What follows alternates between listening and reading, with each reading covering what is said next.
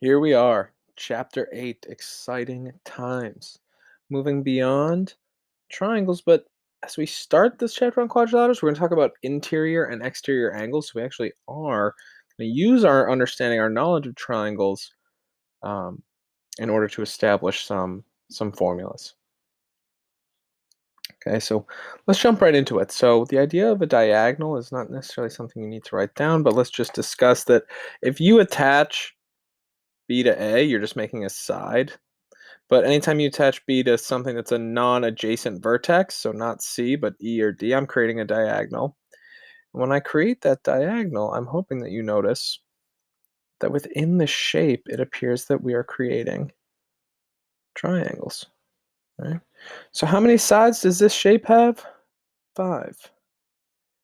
How many triangles are created within the shape? 3, right? 1, 2, 3. Can I use that information to find the sum of the interior angles? I think we can, because I'll know that this is 180, and this is 180, and this is 180. I can add that together for 540. So let's look at other shapes, and let's see if there's some type of generalization that we might be able to make. All right. So here's a quadrilateral, just a four-sided shape, but we're going to spend the rest of the chapter talking about. It's got 4 sides, but 2 triangles. This was the pentagon that we just did. Here's a hexagon. 6 sides, 4 triangles. 8 sides, I'm hoping you'll wind up being able to make a bit of a prediction here of shouldn't this wind up being 6 triangles, Mr. Cartouch, I would say. You bet. 1, 2, 3, 4, 5, 6. Look at that. So what's my generalization? Well, the number of triangles is always just going to be the number of sides minus 2. And every triangle has 180 degrees in it. So I can say that the number of degrees within any given shape is always just going to be n minus 2 times 180. So what does that mean for us in this chapter? It means we should have an understanding that a quadrilateral will always be 360 degrees. 180 in one triangle, 180 in the other. So that is the polygon interior angles theorem. N minus 2 times 180 is always, always, always going to produce your interior angles. So what types of problems can we solve? No, I could just ask you straight up, here's a shape, what's the interior? I could also ask you more specifically to solve for an individual angle based off information that you see here. So if I'm specific like this, that's easy. You just go, what's the total?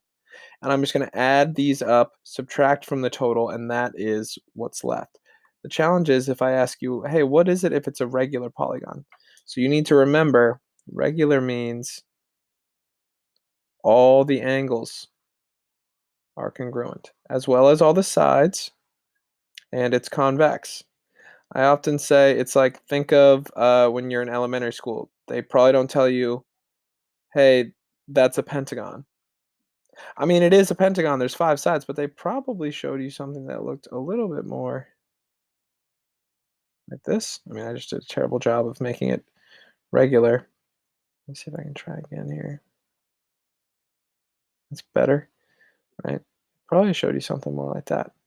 So in this case, you need to be able to recognize, oh, all the angles are congruent. So I need to find the total and then just divide it by the number of sides. And because they're all the same, that will tell me how to solve those problems.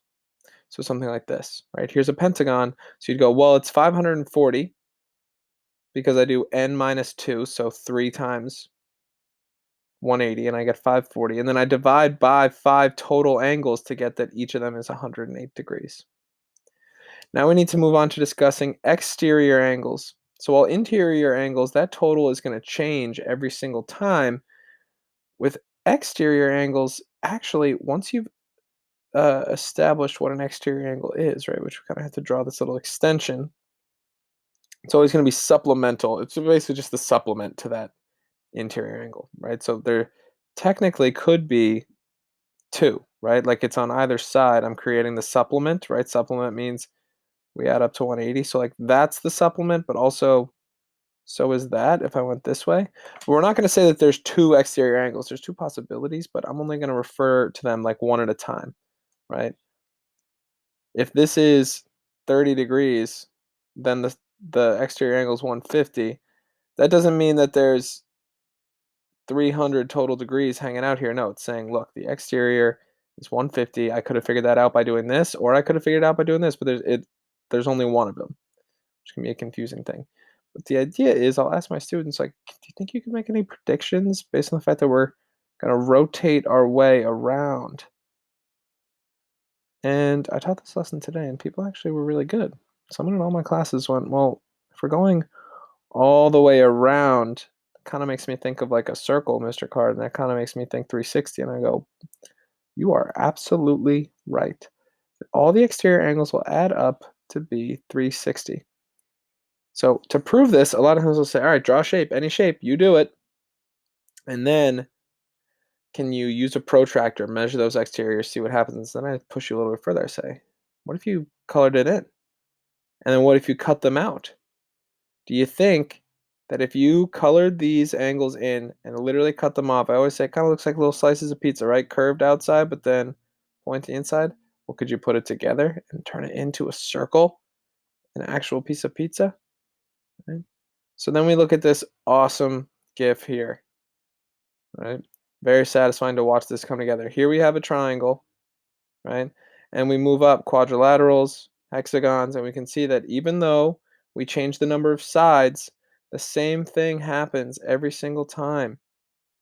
We wind up with a full 360 degrees on the exterior.